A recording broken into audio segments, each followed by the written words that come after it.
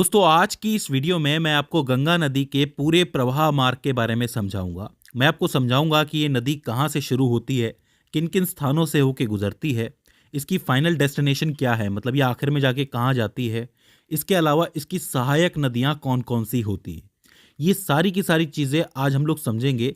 तो आप कह सकते हो कि पूरा गंगा नदी का तंत्र आपको एक नक्शे से समझ में आ जाएगा। अब आपका पहला काम तो ये है कि जो चीज़ मैं आपको नक्शे से समझाऊंगा पहले तो आपको वो बनानी है।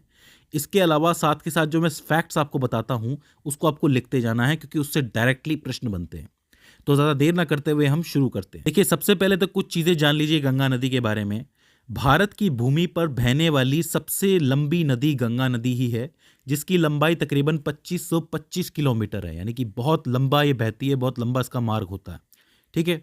ये नदी दो देशों से होकर गुजरती है, एक तो भारत है, दूसरा बांग्लादेश है। भारत में इसे गंगा नदी के नाम से जाना जाता है, वहीं बांग्लादेश में इसे पद्मा नदी के नाम से जाना जाता है। ठीक है।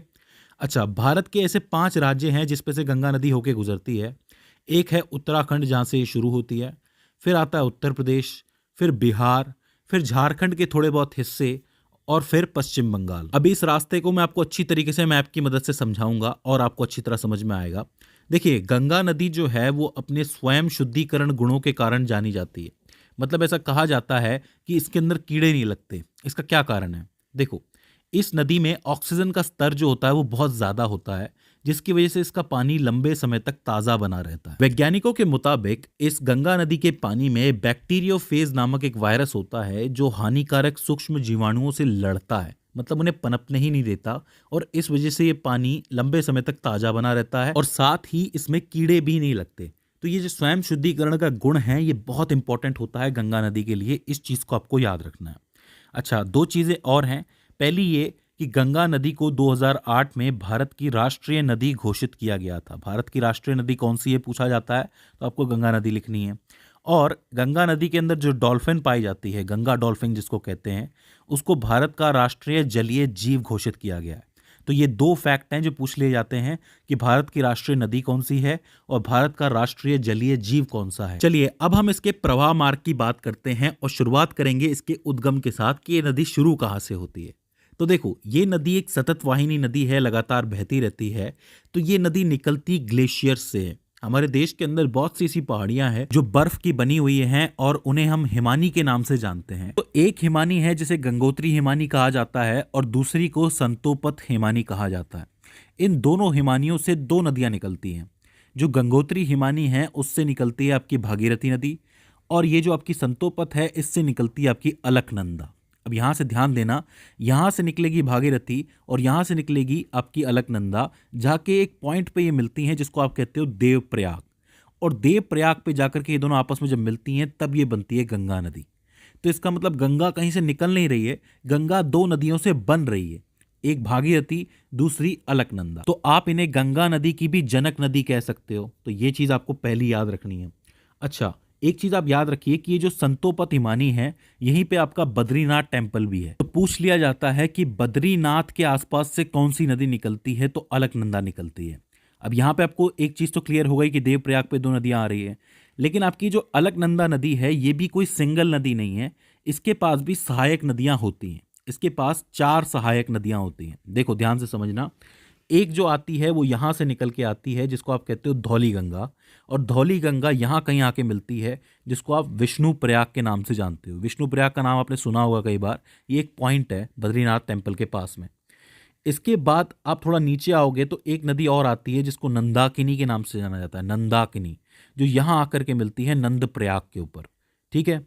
और फिर नीचे एक नदी और आती है जिसको पिंडार नदी के नाम से जाना जाता है, जो यहाँ कहीं आकर के मिलती है, और इस जगह को आप लोग कहते हो कर्ण प्रयाग। तो 3 प्रयाग हो जाते हैं, विष्णु प्रयाग, नंद प्रयाग, कर्ण प्रयाग। ठीक है। यहीं बीच में जहाँ पे कहीं पे केदारनाथ टेम्पल है, यहाँ पे भी एक हिमानी है जहाँ से एक नदी बह के आती है जिसको आप कहते हो मंदाकिनी नदी, और वो यहाँ कहीं आके मिलती है। इस जगह को आप कहते हो रुद्रप्रयाग। तो 4 प्रयाग हो गए।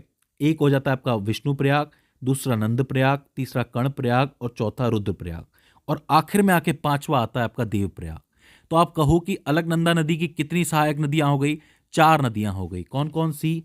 एक होती है धौली गंगा, एक नंदाकिनी, एक पिंडार नदी और एक मंदाकिनी। तो उद्गम स्थल आपको समझ में आया कि गंगा नदी के बनने में किन किन का हाथ होता है। ठीक है, अब हम आगे चल सकते हैं। आइए आगे बढ़ते हैं। अब देखो, यहां से मैं देवप्रयाग से शुरू कर रहा हूं डायरेक्टली कहानी, क्योंकि देवप्रयाग से पहले तो अलकनंदा भागीरथी हो जाती है। तो देवप्रयाग से गंगा बहना शुरू करती है और हम राज्यों के हिसाब से एक लंबी सी रेखा बना सकते हैं। देखो, सबसे पहले तो ये उत्तराखंड के अंदर है, तो देवप्रयाग के बाद आता है आपका हरिद्वार। हरिद्वार के बाद आपका उत्तराखंड खत्म हो जाता है और उत्तर प्रदेश की शुरुआत हो जाती है। उत्तर प्रदेश में सबसे पहले आता है आपका कन्नौज, इसके बाद प्रयागराज, फिर गाजीपुर। यहाँ पे आपका उत्तर प्रदेश खत्म हो जाता है। उत्तर प्रदेश के बाद बिहार शुरू होता है। बिहार में सबसे पहले आता है आपका छपरा, फिर आता है आपका पटना, फिर आता है आपका सोनपुर, फिर आता है आपका कुर्सेला। यहाँ आपका बिहार खत्म और पश्चिम बंगाल शुरू, और पश्चिम बंगाल में ये आ जाता है आपका फरक्का बेरास। और इसके बाद एक लाइन कटती है हुगली की तरफ, मतलब एक बार नदी जाती है हुगली की तरफ और एक नदी जाती है आपकी बांग्लादेश की तरफ। ठीक है, तो ये सीधा सीधा मैप हो जाता है आपका। यहाँ पे हरिद्वार तक आपका उत्तराखंड चल रहा है, इसके बाद कन्नौज हो गया, प्रयागराज हो गया, गाजीपुर हो गया, ये उत्तर प्रदेश है। इसके बाद छपरा, पटना, सोनपुर, कुर्सेला, ये आपका बिहार। आखिर में फरक्का बैराज और हुगली आपका पश्चिम बंगाल हो जाता है। यहाँ तक कोई दिक्कत नहीं होनी चाहिए। देखिए, पूरा रास्ता है गंगा नदी का। अब इसके बीच में इससे कौन कौन सी नदियाँ मिलती हैं वो मैं आपको बताऊंगा एक एक करके, ज़्यादा टेंशन नहीं लेनी है। शुरुआत करते हैं हरिद्वार से। देखो, हरिद्वार पे कोई नदी तो इससे नहीं मिलती है, गंगा सीधे सीधे बहती हुई चलती है, लेकिन हरिद्वार थोड़ा सा मैदानी एरिया हो जाता है। इससे पहले का जो एरिया है वो सारा का सारा पहाड़ी एरिया है। अगर आप गौर से देखेंगे, ये बद्रीनाथ हो गया, केदारनाथ हो गया, ये सारे के सारे पहाड़ी एरियाज हैं। पहाड़ी एरिया के बाद सबसे पहला जो मैदानी एरिया होता है वो हरिद्वार ही होता है। हरिद्वार से जब ये आगे बढ़ती है तो ये कन्नौज पहुंचती है, और कन्नौज में इससे पहली नदी मिलती है जिसको आप राम गंगा के नाम से जानते हो। राम गंगा नदी गंगा की पहली सहायक नदी है। तो पूछा जाता है कि गंगा की पहली सहायक नदी कौन सी है और वो कहाँ जाके मिलती है, तो आप लिखेंगे राम गंगा नदी है और कन्नौज में जाकर के मिलती है। एक एक चीज लिखते हुए चलना, बहुत मजेदार है ये। ठीक है, इसके बाद जब ये आगे बढ़ती है नदी तो ये पहुंचती है प्रयागराज। अब प्रयागराज तो आपको पता है संगम के नाम से फेमस है। यहाँ पे 3 नदियों का संगम होता है, गंगा, जमुना, सरस्वती। लेकिन सरस्वती अब दिखाई नहीं देती है क्योंकि वो उसका सिर्फ रास्ता बचा है, तो यहाँ पे सिर्फ गंगा और जमुना पे हम लोग ध्यान दे सकते हैं। प्रयागराज में यमुना आती है जो कि सीधा यमुनोत्री से निकलती हुई आती है। यमुनोत्री से ये चलेगी चलेगी और सीधा प्रयागराज में आके मिलेगी। तो आप कह सकते हो कि यमुना नदी जो है वो गंगा नदी की सबसे लंबी सहायक नदी है, क्योंकि ये बहुत लंबा रास्ता तय करके आती है।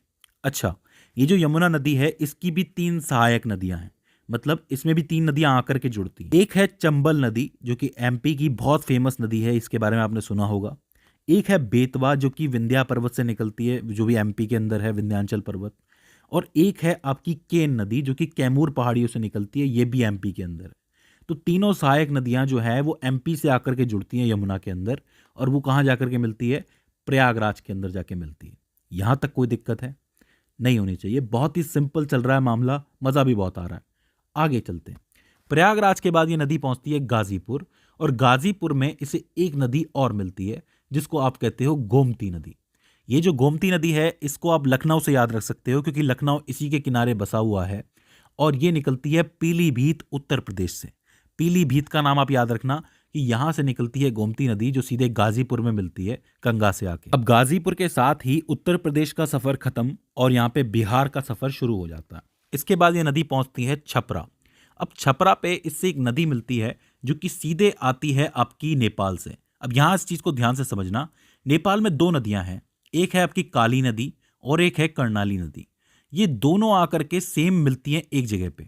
जब ये भारत पहुंचती हैं तो काली का नाम पड़ जाता है शारदा और कर्णाली का नाम पड़ जाता है घाघरा। फिर से समझ लो, 2 नदियां हैं जो नेपाल से निकल रही हैं, एक है काली एक है कर्णाली। दोनों आके एक पॉइंट में मिलती हैं, और भारत आते ही काली को शारदा के नाम से जाना जाता है और कर्णाली को घाघरा के नाम से जाना जाता है। ये दोनों जब मिल जाती हैं नदियां, तब इसको ओवरऑल घाघरा के नाम से जाना जाता है। ये घाघरा नदी आते आते सीधा छपरा पहुंचती है और छपरा में मिलती है गंगा नदी से आके। यहां तक कोई दिक्कत है नहीं होनी चाहिए, बहुत ही सिंपल है। इसके बाद ये नदी पहुंचती है, मतलब गंगा नदी पहुंचती है पटना में। अब पटना में एक नदी आ रही है इस तरफ से, थोड़ा दक्षिणी भाग से आ रही है, जिसको आप सोन नदी कहते हो, जो सीधे कहां से निकलती है, अमरकंटक की पहाड़ियों से निकलती है, जो कि मध्य प्रदेश और छत्तीसगढ़ की सीमा पर स्थित है। वहां से ये नदी चलती है सोन नदी और पटना में आके गंगा से मिल जाती है। अब देखो, सारी नदी अब तक ऊपर से आ रही थी, इस तरफ से आ रही थी, ये एक स्पेशल नदी है जो यहीं से निकल रही है और यहीं पे आकर के मिल रही है। तो इसको आपको ध्यान में रखना है, ये बहुत इंपॉर्टेंट बनता है। ठीक है, पटना के बाद ये नदी आगे बढ़ती है गंगा और पहुंचती है सोनपुर। लेकिन सोनपुर में एक नदी और आती है जो सीधे नेपाल से चलती हुई आ रही है, जिसको आप कहते हो गंडक नदी। अब इसे गंडकी नदी भी कहा जाता है। मैं आपको बता दूं कि ये नेपाल की प्रमुख नदियों में से एक है जो आकर के मिलती है आपके सोनपुर के अंदर। सोनपुर से ये चलती है कुर्सेला की तरफ, और कुर्सेला में एक और नदी आती है जो कि नेपाल से निकल रही होती है, जिसको आप कहते हो कोसी नदी। अब कोसी का नाम तो आपने बहुत बार सुना होगा, ये बात मैं जानता हूँ। कोसी नदी कहाँ आके मिलती है? कुर्सेला पे निकलती है। लेकिन कोसी नदी इसलिए बदनाम है क्योंकि ये अपना रास्ता बार बार चेंज करती है और इसकी वजह से बार बार बाढ़ भी आ सकती है। ठीक है, आपने सुना होगा कि एक बार फिर से कोसी की वजह से बिहार डूब गया। तो इस नदी का जो रास्ता है वो थोड़ा सा कंफ्यूजिंग है, लेकिन ये कुर्सेला में आकर के मिल ही जाती है गंगा से आके। अब यहाँ पे कुर्सेला आ गया तो इसका मतलब क्या हुआ? यहाँ पे आपका बिहार खत्म हो जाता है। इसके बाद ये नदी पश्चिम बंगाल की तरफ बढ़ती है और पहुंचती है फरक्का बैराज, जहां पे इससे एक नदी और मिलती है जो कि यहाँ से दार्जिलिंग की पहाड़ियों से निकलती हुई आती है, जिसको महानदी के नाम से जाना जाता है। और ये कह सकते हो आप कि ये गंगा नदी की आखिरी सहायक नदी है जो फरक्का बैराज में मिलती है। और यहाँ से गंगा जो है पूरी तरह पूर्ण हो जाती है। और ये गंगा फिर आगे बढ़ती है पश्चिम बंगाल की तरफ, जहाँ पे हुगली की तरफ एक रास्ता जा रहा है, और ज़्यादातर हिस्सा कहाँ जाता है इसका? बांग्लादेश की तरफ। अच्छा, जब ये पश्चिम बंगाल में जाती है तो यहाँ पे इसको गंगा की जगह हुगली नदी के नाम से जाना जाता है, और हुगली नदी के किनारे ही आपका कलकत्ता भी बसा हुआ है, तो ये चीज़ आपको याद रखनी है। अच्छा, एक रास्ता मैं आपको और बता देता हूँ कि जब ये बांग्लादेश जाती है तो अब इसको पद्मा के नाम से जाना जाता है। इधर से आती है जमुना नाम की नदी। ये जमुना और कोई नहीं है, ये जमुना ब्रह्मपुत्र है। ब्रह्मपुत्र को बांग्लादेश में जमुना कहा जाता है। और बांग्लादेश में एक नदी और है जिसको मेघना नदी के नाम से जाना जाता है।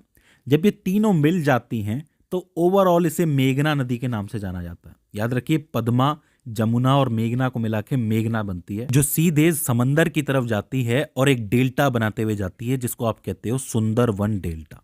सुंदरवन डेल्टा जो है वो दुनिया का सबसे बड़ा डेल्टा है। अब आप कहेंगे कि ये डेल्टा क्या होता है?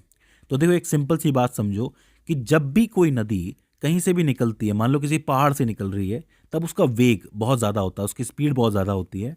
तो स्पीड के साथ वो बहुत सारी मिट्टी होती है, बहुत सारी चीज़ें होती हैं जो एक साथ बहाती हुई लेके आती है। लेकिन जब वो मैदानी एरिया में पहुंच जाती है, समंदर के पास पहुंच जाती है, तब उसका वेग कम हो जाता है, स्पीड कम हो जाती है। लेकिन साथ में मिट्टी तो बह ही रही है, तो मिट्टी जो है वो भारी होती जाती है। तब इस किनारे पे क्या होता है ना, समंदर के किनारे पे ये जो नदियां हैं इनकी स्पीड बहुत कम हो जाती है और मिट्टी रुक जाती है। तो ऐसे में नदी क्या होती है कि मिट्टी को तो छोड़ देती है और अलग अलग रास्ते बना के निकल जाती है। आप देख सकते हैं ये जो ट्रायंगल बने हुए हैं, इसी को आप डेल्टा कहते हो। ये पानी इस तरीके से निकल जाता है नदियों का, बट रही है नदी, आप देख रहे हो, ये फिर जाके समंदर में मिलती है, और इस पूरी जगह को आप डेल्टा कहते हो। ये जो मिट्टी के बने हुए टीले, ये जो ट्रायंगल टीले हैं, इनको डेल्टा कहते हो। और सुंदरवन डेल्टा जो है वो दुनिया का सबसे बड़ा डेल्टा है। तो दोस्तों, ये हो जाता है गंगा नदी का पूरा प्रवाह मार्ग। आई होप आपको समझ में आया हो।